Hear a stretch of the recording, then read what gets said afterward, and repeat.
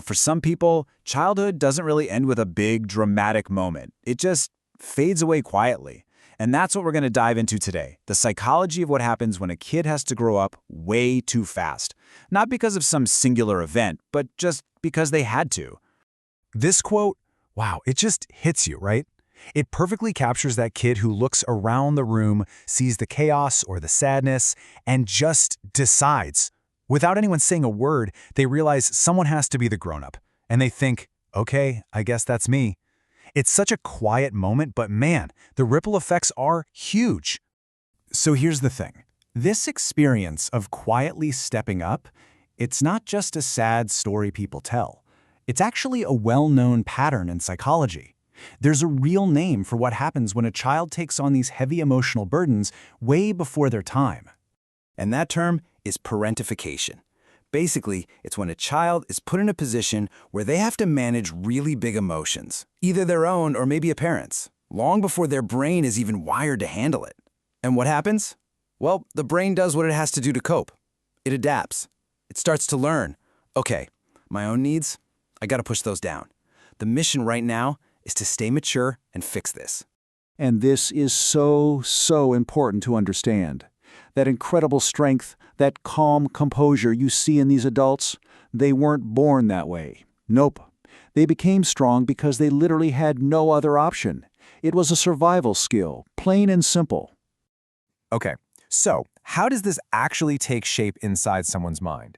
This early responsibility kicks off these quiet adaptations. It changes the very foundation of how a person thinks and feels.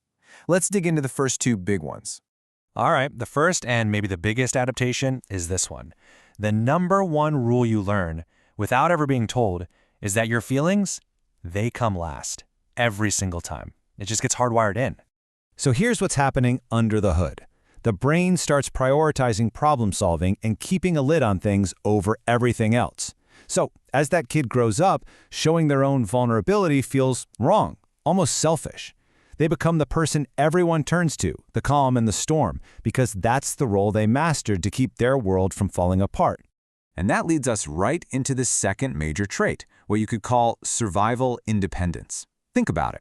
If the support you get as a kid is spotty or just not there when you need it, you learn a lesson really fast. The only person you can 100% count on is you.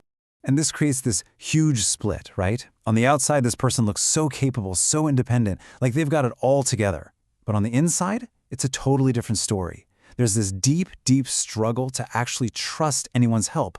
They've learned that support can just disappear. So eventually they just stop asking for it. And that self-reliance can feel incredibly lonely. Okay, so we've talked about what's going on inside. But what does this look like on the outside, in day-to-day adult life? Let's get into how these early adaptations actually show up. First up, we've got this really fascinating idea called split maturity. Because their emotional growth was basically put on fast forward, some parts of them are incredibly mature, while other really crucial parts just got skipped, left behind. So what you get is an adult who seems incredibly wise, super serious, almost startlingly responsible, but inside, they might feel totally lost, or guilty, or just unfulfilled. They never got to go through that messy but necessary phase of learning how to need people in a safe way. It's like they're an old soul who somehow missed a few key chapters on how to be human. And this brings us to the next trait, something that might sound strange at first: uneasy rest. For someone who had to grow up too fast, relaxing isn't just boring, it can feel downright dangerous. And you might ask, why? Well, think back to their childhood. Anytime things were quiet and calm, it was often just the quiet before the storm. Something bad was about to happen. So their nervous system learned that lesson. It adapted to stay on high alert all the time. So now, as an adult, just doing nothing can set off alarm bells. They might feel like their only real value comes from being needed. Yeah. As you can probably imagine, all of this has a huge impact on relationships. I mean, how do you build real intimacy when your entire being is wired for self-protection and scanning for threats? Let's break down how this plays out. Okay, at the absolute core of this is a belief that's buried so deep they might not even know it's there, and it's this: if someone is taking care of me, I am being a burden. This creates this intense, gnawing guilt around the very act of needing someone. And you see this pop up in all kinds of ways. They'll downplay their own problems, like, Oh, it's nothing. They'll literally apologize for asking for help. They feel guilty for resting. And when someone does offer them real, genuine care, it feels weird. It's foreign territory. It doesn't feel comforting because they've spent their whole lives being the giver, not the receiver. All right, the final trait we're talking about is almost like a superpower, but one that comes at a really high price. It's called guarded empathy. These individuals are incredibly good at reading a room, at sensing the slightest shift in someone's mood. This sharp emotional radar, it developed as a survival tool, right? To see trouble coming before it hit. But now, as an adult, that empathy comes with a wall around it. It's guarded, because they know, from painful experience, what it costs to care for others without any boundaries.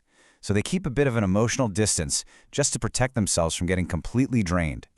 So after listening to all of this, it would be really easy to just see this as a story of being damaged or broken. But psychology actually gives us a much more compassionate and honestly a much more powerful way to look at this. Let's get to the most important part.